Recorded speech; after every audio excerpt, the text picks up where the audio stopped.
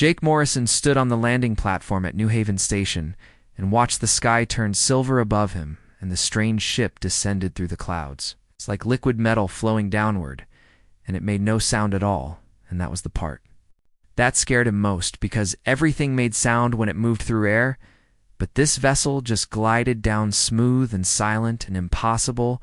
And Jake had been a soldier for 15 years, and he had seen many strange things, but nothing like this. The ship settled onto the concrete platform with barely a whisper, and Jake gripped his coffee mug tighter and waited beside the other soldiers and officers who had been called to witness this arrival. And Commander Lisa Hayes stood at the front of the group with her hand near her weapon, and everyone was tense because the sensors had been screaming warnings since the ship first appeared. Then the side of the vessel opened, and she walked out, and Jake forgot how to breathe. She was tall, and her skin shimmered between pale white and soft purple, and her ears swept back in elegant points, and her eyes were violet and gold and swirling like nebulae. And behind her came something that made the soldiers take a step back, and it was massive and covered in black scales that caught the light like obsidian glass. And Jake knew he was looking at a dragon, and it was the most beautiful and terrifying thing he had ever seen. An alien woman swept her gaze across all the assembled humans, and then, without warning, she raised one long, elegant finger and pointed directly at Jake Morrison, and she spoke in perfect English, and her voice was clear and strong. "That is my husband," she said, and the words hung in the air like a declaration of war. Jake dropped his coffee mug, and it shattered on the concrete, and hot liquid splashed across his boots, and he stared at her. His mouth opened, but no words came out, because what could he possibly say to that? Commander Hayes stepped forward quickly, and her voice was professional, but Jake could hear the tension underneath him. "I think there has been some mistake, and Lieutenant Commander Morrison has never left Earth, and he could not possibly know." Youth alien woman looked at the commander, and her expression was patient but firm. "There is no mistake, and I am Crown Princess Lyria of the Silver Moon Dominion, and this is Ashker, my bonded guardian, and that man is my betrothed. And we are bound by ancient compact and prophecy, and our wedding was arranged before your species even discovered." Fire Jake finally found his voice, and it came out higher than he would have liked. "I'm sorry, Your Highness, but I have definitely never been engaged to an alien princess, and I think I would remember." That Princess Lyria looked at him, and something in her expression softened, and it might have been sympathy or sadness or both. "Would not remember, and not yet, but the war is coming, Jake Morrison, and our union is the only thing that stands between your world and destruction, and the Void Swarm has already consumed 17 star systems, and Earth is next on their path."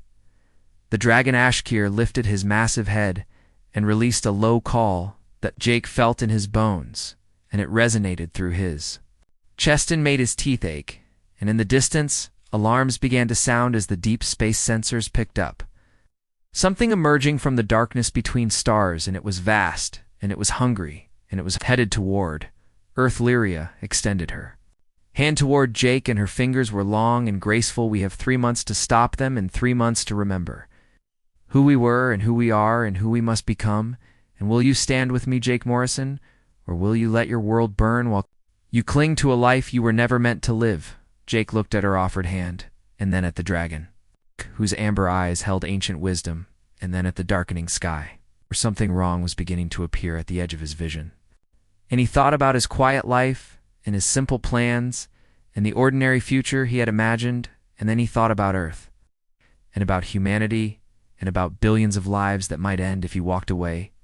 He reached out and took her hand. The moment their skin touched, the world exploded into white light, and Jake felt his mind torn open, and memories flooded through him like a dam breaking, and he saw battles fought across dimensions, and a love that spanned lifetimes and promises made beneath dying stars.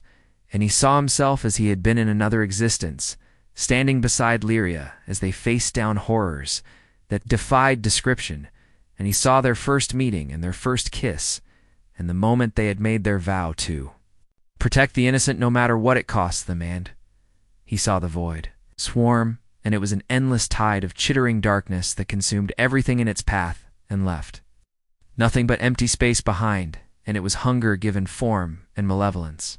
Made real, and Jake understood in that moment why Lyria had crossed the stars to find him. When the light faded, Jake was on his knees and gasping for air, and his hands were shaking, and Lyria knelt beside him with her hand still holding his and her. Eyes were full of understanding and sorrow.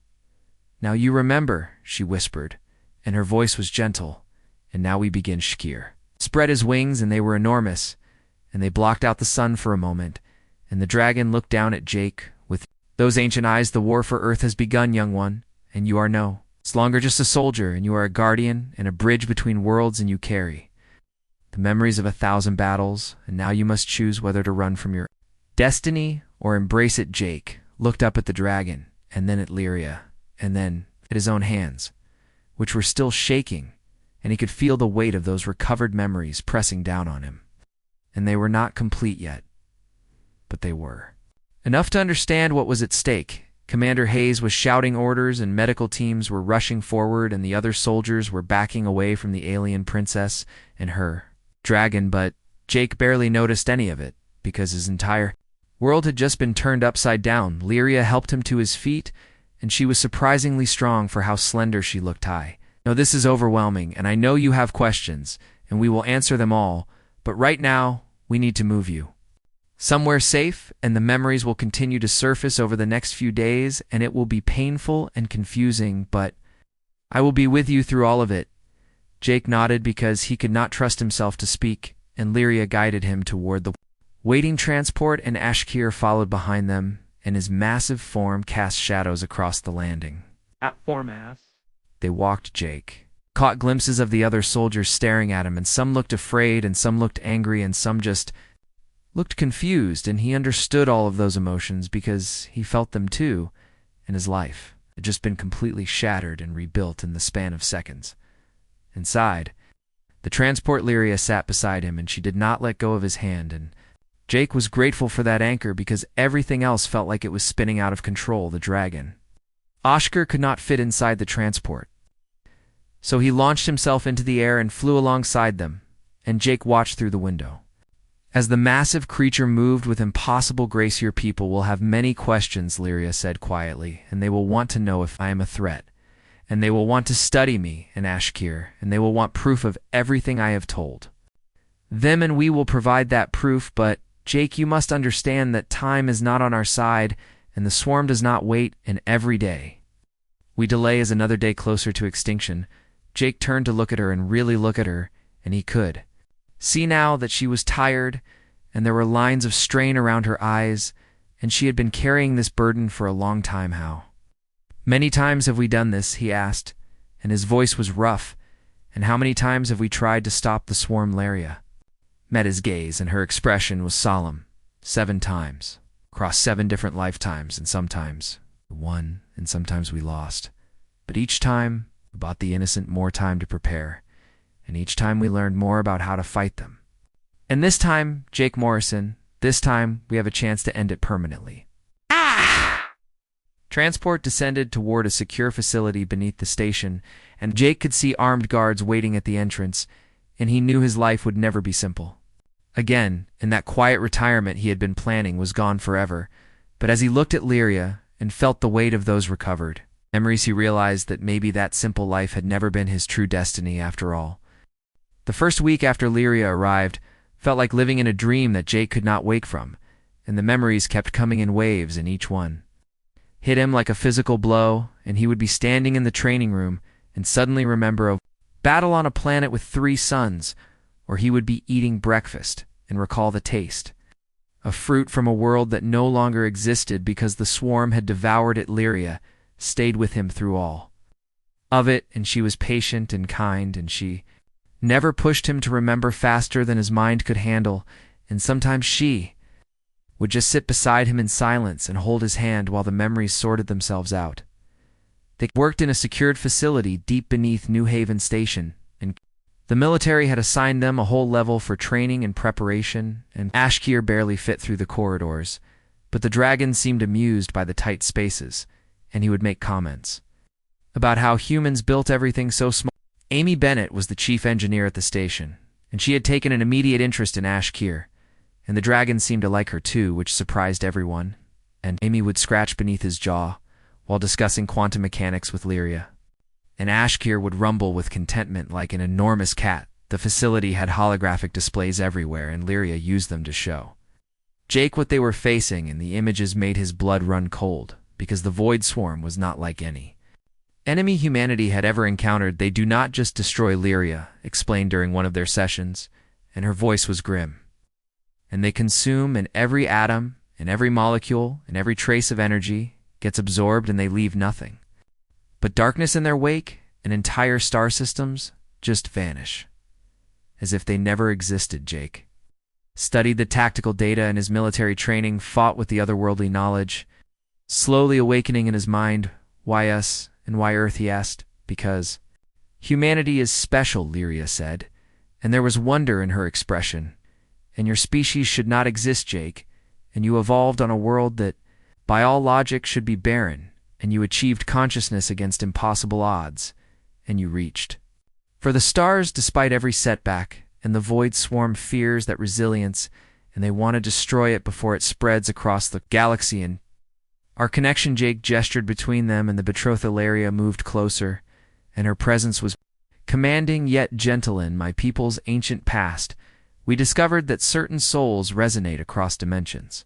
When do such souls bond, they create a harmonic that can channel forces beyond normal understanding, and you and I are such a pair, Jake, and together we can do what neither could alone, and we can stand against the Swarmishker, rumbled agreement from his corner, where Amy was explaining human coffee to him, and the dragon seemed fascinated by everything about Earth, despite being ancient beyond measure. That night, Lyria took Jake to the surface, where the stars blazed overhead, and she pressed her palm to his chest over his heart and whispered words in her native tongue, and the world shifted around them. Suddenly, Jake could see things he had never seen before, and there were threads connecting everything, and quantum entanglements and probability, waves and fundamental forces that held reality together, and he could see the tears in that fabric, and the places where the Void Swarm was already beginning to press through from their dimension into normal space. "You're running out of time," he breathed. "Yes, Lyria agreed, and her voice was quiet, "and the first scouts will arrive in 6 weeks, and we need to be ready." Training that followed was intense, and Jake discovered abilities he never imagined, and he could manipulate gravitational fields and create shields of pure force and sense danger before it arrived, and more than that, he learned to work in perfect synchronicity with Lyria, and when they fought together in simulations, they moved as one being, and each anticipated the other's actions with preternatural precision. Ashkur trained them both in the ancient combat forms of his people, and they were aerial maneuvers that seemed impossible until Jake found himself flying alongside the dragon and supported by Lyria's telekinetic embrace, and the feeling of soaring through the air with them was exhilarating and terrifying in equal measure. "You fight well together," Ashkir observed, after one particularly intense session, and his voice was deep and resonant. "But you still hold back human, and you fear what you are becoming." Jake could not deny it, because with each passing day, he felt less like the simple soldier he had been, and more like something else, and it was vast and ancient and powerful, and it should have terrified him, but instead it felt like coming home. "I am not holding back," he protested. "The dragon's laugh was like rolling thunder. You keep your heart closed, and Lyria has given you hers completely, as she did in your previous lives, and yet you treat this as a mission and not a marriage." That night, Jake found Lyria standing at the edge of the base and watching the stars, and he joined her in silence while he gathered his thoughts.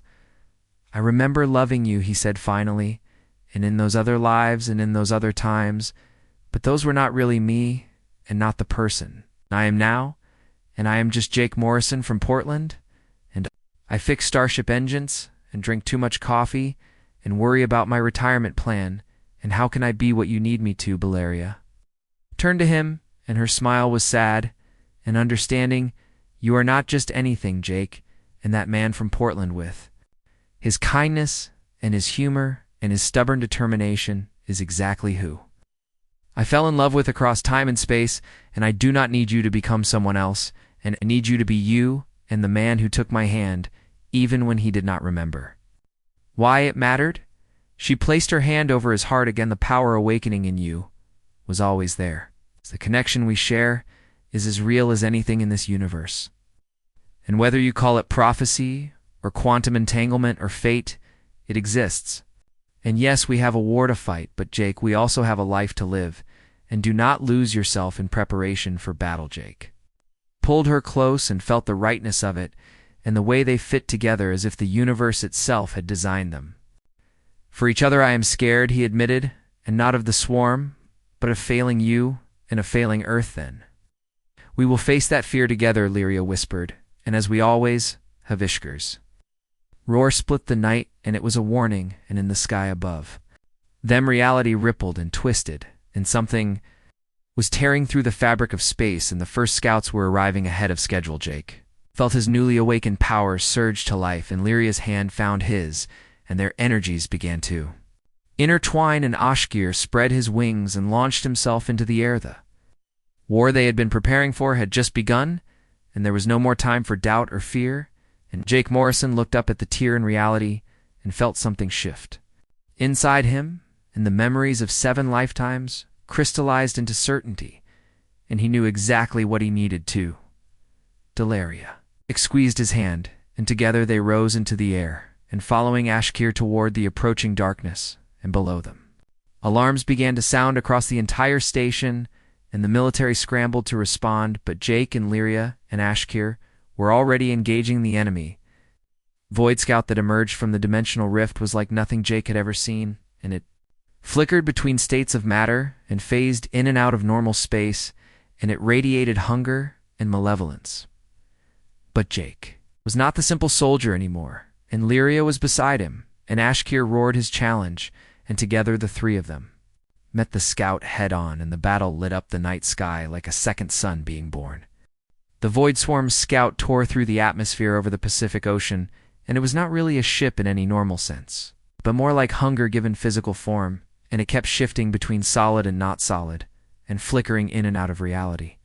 And Jake could feel wrongness radiating from it, like heat from a fire. He stood in space above Earth, with Lyria beside him, and Ashkir circling them both, and Jake realized he was breathing vacuum without any protection, and it should have killed him, but the powers awakening inside him were keeping him alive, and it felt natural now instead of strange. The scout is testing our defenses, Lyria said, and her voice came through their mental link instead of sound, and it wants to see if we are worth bringing the full swarm. Then let us disappoint it.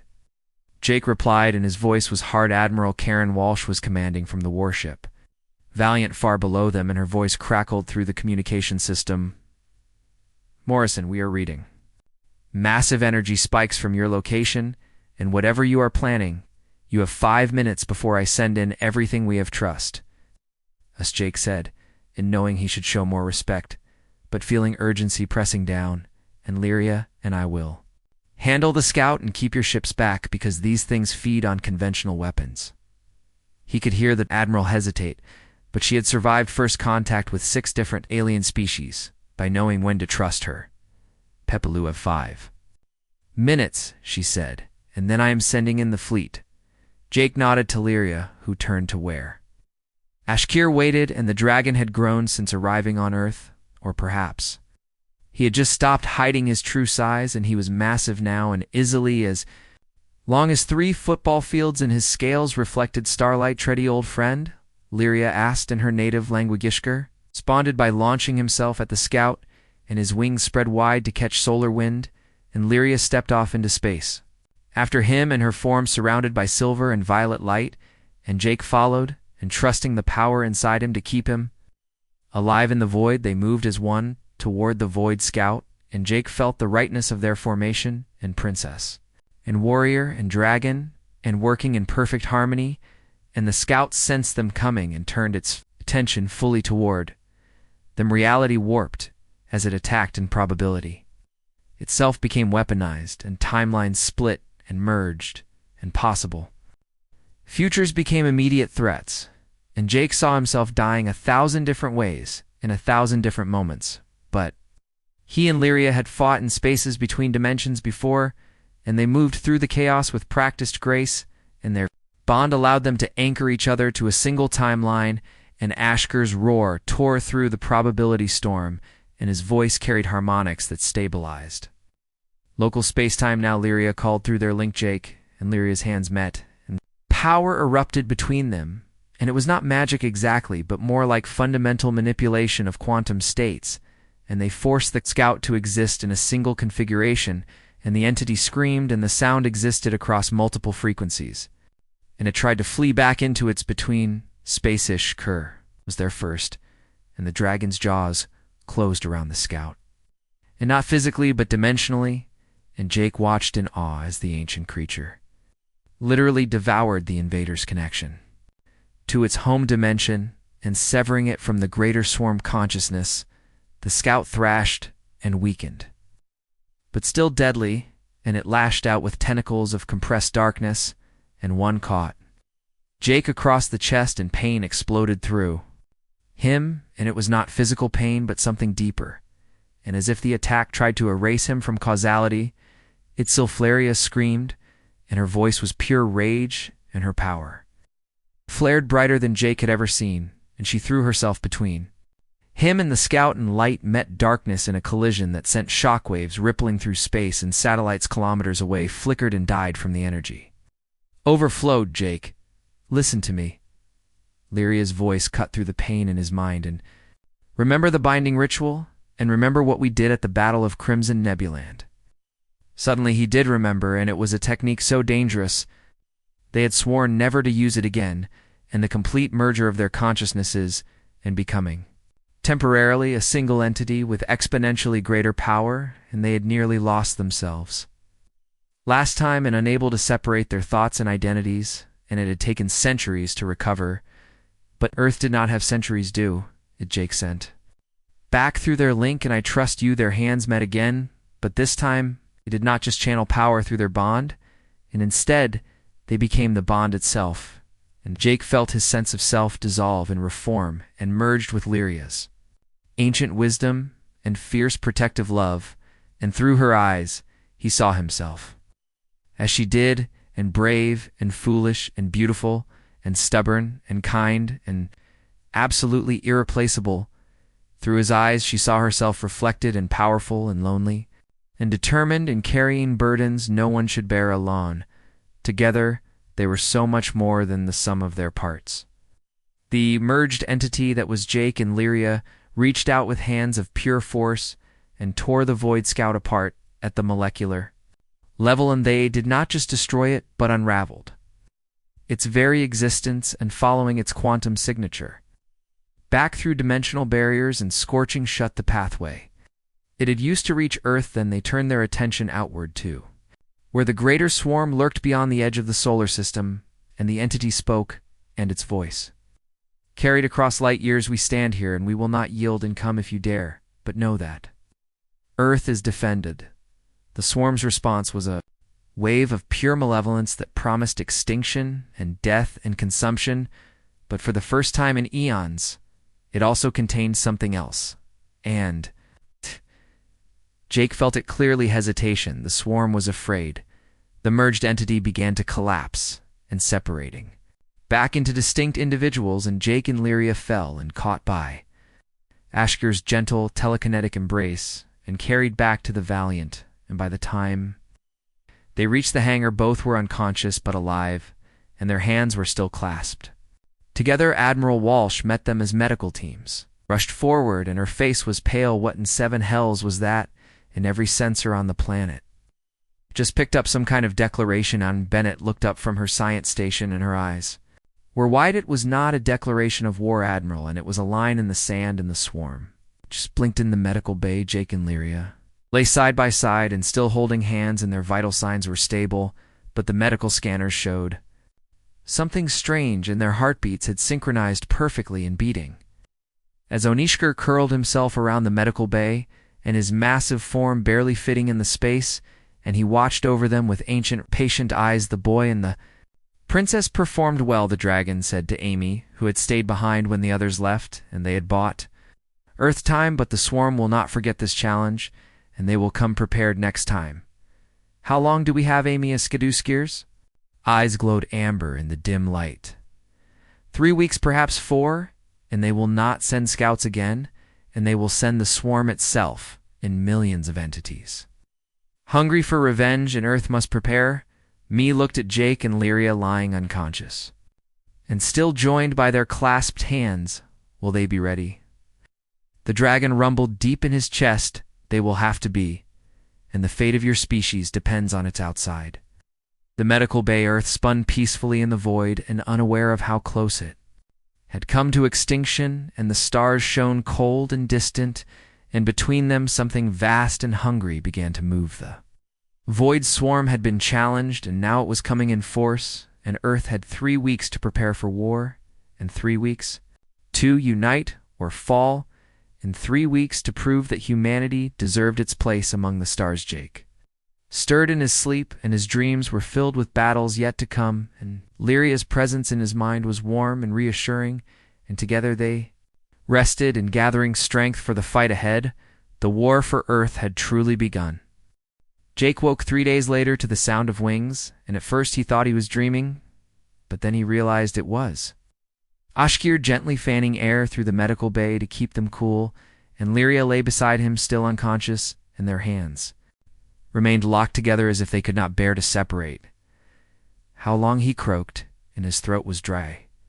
3 days, Amy, Bennett replied, and looking up from her tablet, and she had barely left their side, according to the medical staff, and you gave us quite a scare because your neural patterns kept merging and separating, and we were not sure you would come back as individuals. Jake squeezed Lyria's hand, and her eyes fluttered open, and for a moment he could still feel the echo of their merger, and her thoughts dancing at the edge of his awareness, and his emotions reflected in her consciousness, and then the boundaries solidified.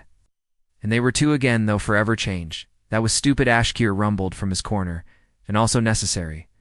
But still very stupid. Did it work? Lyria asked, and her voice was weakening.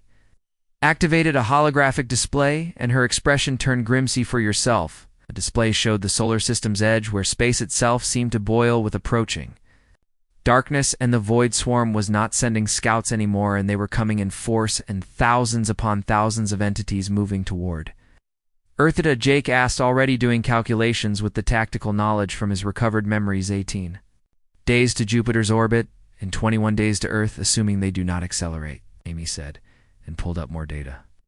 But here's the interesting part, and they are not moving as fast as they could, and it is like they are being cautious because they've never encountered resistance before, Lyria said, and sitting up despite the protests from the medical team, and the swarm has consumed thousands of worlds and millions of species, and all of them fell quickly and overwhelmed by sheer numbers and dimensional attacks, but we hurt them, and that scout was not just destroyed but erased so completely that the swarm lost all the data it had gathered. They were afraid, Jake realized, and the thought was both empowering and terrifying. Fear makes them more dangerous, Ashkir warned, and a cornered predator fights hardest, and they will come prepared this time. Next 2 weeks passed in a blur, and the display of power against the scout had galvanized Earth's nations like nothing before, and old rivalries were set aside as humanity united against the common threat in manufacturing facilities worldwide, churned out weapons designed from Lyria's knowledge in gravity cannons and dimensional shields and quantum mines. But the real key to Earth's defense lay in something unexpected, and Lyria discovered that humans possessed a latent ability her people had never encountered, in an almost unconscious manipulation of probability fields, and it was why humanity had survived so many near extinctions, and why they had beaten impossible odds throughout their history. And on an individual level, it was barely noticeable. But if millions of humans focus their intent together, we call it the Resonance Project, General Tom Hayes explained during a briefing, and he had taken command of Earth's defense forces, and every major population center has been equipped with amplification nodes, and when the attack comes, if we can get enough people focusing on Earth's survival simultaneously, might tip the scales, Lyria finished, and her expression was thoughtful, but it is risky, because if the swarm realizes what we are doing, they will target the population centers first. They will target them anyway, Jake said grimly, and the swarm does not take prisoners, and everyone fights or everyone dies, and at least this way, people are not helpless the night before the swarm arrived. Jake found himself on the observation deck watching Earth rotate peacefully below, and Lyria joined him as she always did, and they stood together in comfortable silence. "I am not afraid of dying," Jake said quietly, "and not anymore because I remember enough lifetimes to know it is not the end, but I am afraid of failing and of watching Earth become another empty system on their Lysileria." Took his hand and squeezed gently in all those lifetimes and across all those battles. "I have learned one truth, and we do not always win, and sometimes we fall, and sometimes worlds burn despite our best efforts, but we never stop fighting, Jake, because every stand we make, and every time we force the darkness to bleed for its victories, we buy time for others to prepare, and we inspire resistance across the cosmos. That is not very comforting," Jake said, but smiled. Despite himself, no, Lyria agreed, "but it is true, and here is another truth. And in all those lifetimes, I have never fought beside anyone who made me believe in victory the way you do, and your species' stubborn refusal to accept the impossible, and your ability to find hope in the darkest moments, and that is why the prophecy pointed here. And that is why Earth matters." She pulled him close, and their kiss was neither duty nor destiny, but simple, profound choice, and they stood together watching the stars until Ashkir's low warning growl brought them back to the present. Darkness had arrived. The void swarm erupted into the solar system like a disease spreading in thousands of entities, each as large as the Scout or larger, boiled out of dimensional tears, and they moved with terrible purpose, ignoring the outer planets and heading straight for Earth with single-minded hunger. Humanity's fleet met them at Mars, and 300 warships representing the largest armada Earth had ever assembled opened fire with every weapon, and the battle lit up the night sky, visible from Earth as a new star blazing red above them. "They are dying to buy us time," General Hayes reported from command, and his voice was strained, "but there are too many, and the swarm will reach Earth orbit in 6 hours. Then we use those 6 hours," Jake said, and turned to Lyria and Ashkir, "and it is time." 3 of them had one advantage the swarm did not know about, and the ability to strike at coordination. Nodes and the larger entities that directed the lesser ones, and if they could sever enough connections, they might create chaos in enemy ranks. Ashkir spread his wings, now glowing with stored energy, and Jake and Lyria mounted the dragon's back, and their powers already weaving together, and they launched from the station, accelerating past the fleet lines and directly into the heart of the approaching swarm for Earth. Jake shouted, and his voice carried across every military frequency, and for every world they have destroyed, and for every species they have silenced, and today the swarm learns that the universe fights back behind them. Earth's resonance project activated, and billions of human minds, united in desperate hope, created a probability wave that rippled outward through space, and it touched the fleet, and suddenly impossible shots found their marks, and it touched the swarm, and entities that should have been unkillable began to falter. And at the center, riding a dragon into the darkness, 2 souls burned bright enough to challenge the void itself. Jake and Lyria tore through swarm coordination nodes with ruthless efficiency, and each one they destroyed sent dozens of lesser entities into confusion, and Ashkir fought with accumulated rage of watching countless worlds fall in his roars, tearing holes in dimensional barriers. But the swarm was endless, and for every node they destroyed, 10 more appeared, and Jake lost count of the kills and lost track of time, and everything became a blur of combat and power and desperate survival. The second day the lunar defense stations fell, and the swarm breached Earth's atmosphere over the Pacific, and ground forces engaged them in brutal combat, and the Resonance Project kept probability skewed in humanity's favor, but people were collapsing from psychic strain. "We cannot keep this up," General Hayes reported, and his voice carried weight of impossible decisions. "In the fleet is down to 30 ships, and ground forces are overwhelmed, and we just detected something massive entering the system." Jake and Lyria, battered and exhausted, turned to face this new threat, and Ashkir was barely flying now, with wings torn from close encounters, but still he flew what emerged, dwarfed everything else, and it was horror beyond description, and a constant concentration of the swarm's collective consciousness. and the hive. Mind made manifest, you have fought well, little species, it said, and its voice echoed in every mind on earth. And you have made the swarm bleed in something none have done in 10,000 cycles, and for this you have earned quick death and surrender, now counteroffer. Jake replied, and his voice amplified by the Resonance Project, and you leave now and we let you survive. Entity's laughter was like stars dying, and they had been challenged, and now Earth would pay the price. The massive swarm entity loomed before them, and it was 10 times larger than anything they had faced. And Jake could feel its malevolence pressing against his mind like physical weight, and Lyria gripped his hand tighter, and Ashker growled deep. In his chest, this entity is the key, Lyria whispered through their mental link, and destroy it, and the swarm loses cohesion. But Jake, it is too powerful even for you, as Jake looked at the dragon beneath them, and at Earth's, hanging vulnerable behind them. And at Lyria's exhausted but determined face, and he thought about billions of people fighting with everything they had, and he thought about Amy Bennett working herself to collapse, and he thought about humanity's impossible history of survival, Ashker. He said quietly, and how much power can you channel? The dragon's laugh was weak, but genuine more. Then you can survive, young one, and more than any of us can survive, then let us make it count. Jake said. Lyria's eyes went wide as she understood. No, Jake.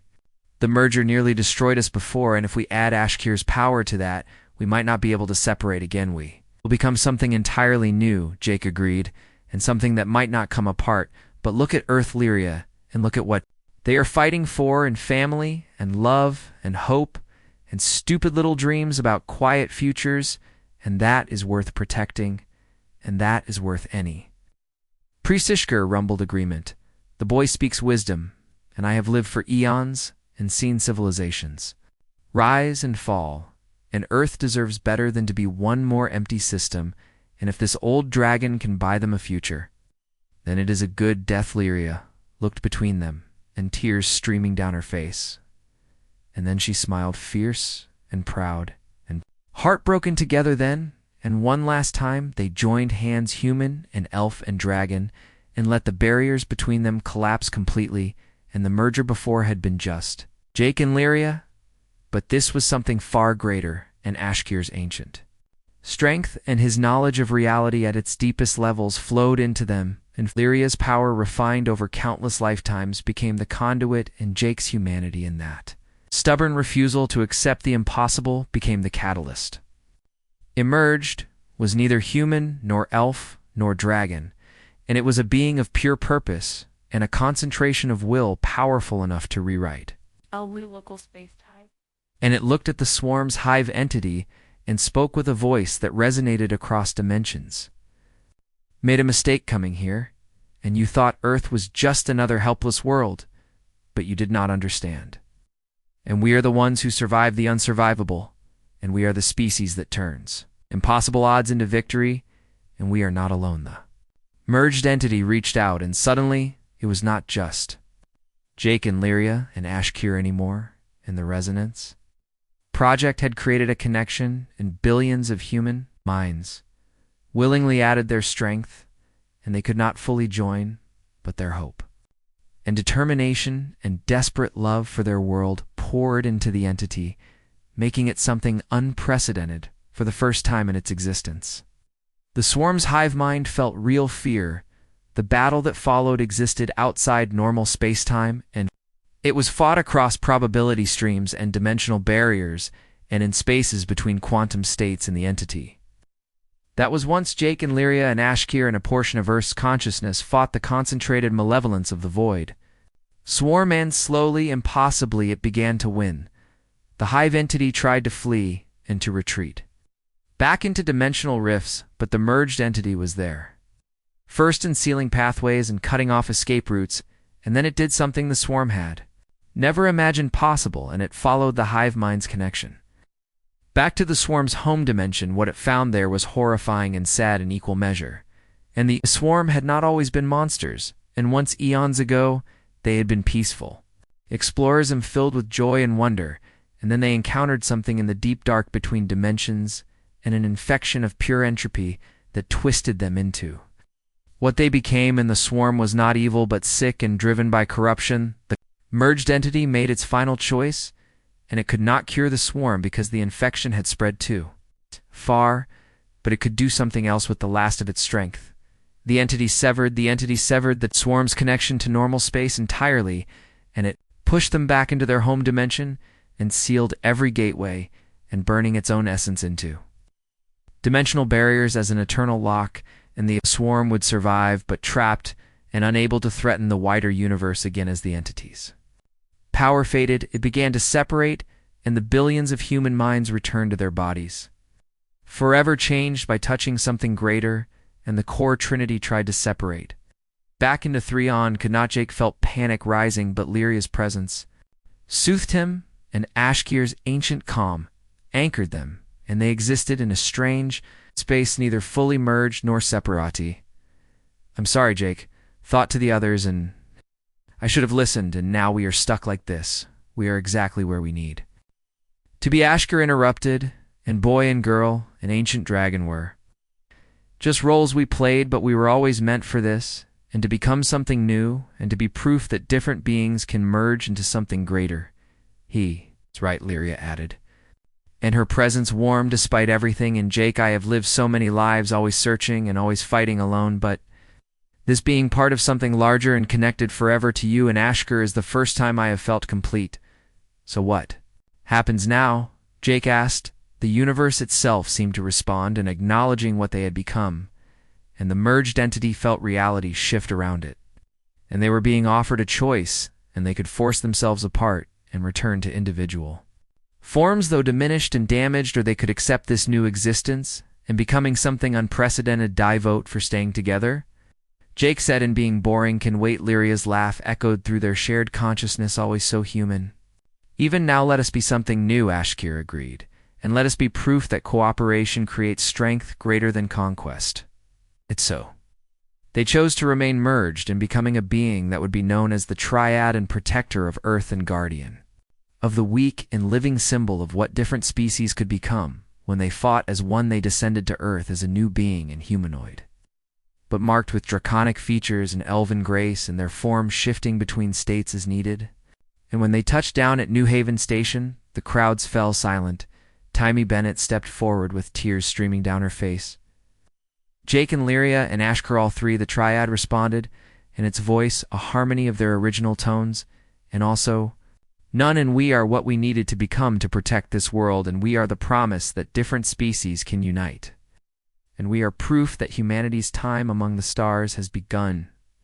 General Hayes cleared his throat. "So, what do we call you now, and how does this work with military rank?" The triad laughed, and for a moment it was pure Jake Morrison from Portland. "How about we figure that out over coffee? And I am told I still drink too much in orbit."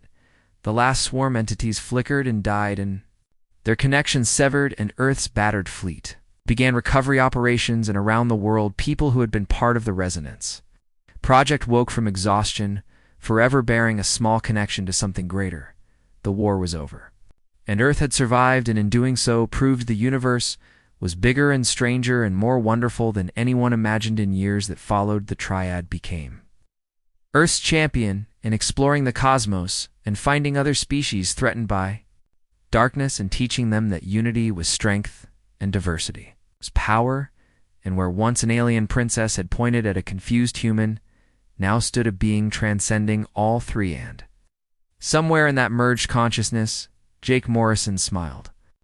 Because even though he never got that quiet retirement and never lived that simple life, and he gained something infinitely more valuable in purpose and connection and knowledge, that sometimes the best versions of ourselves are the ones we become.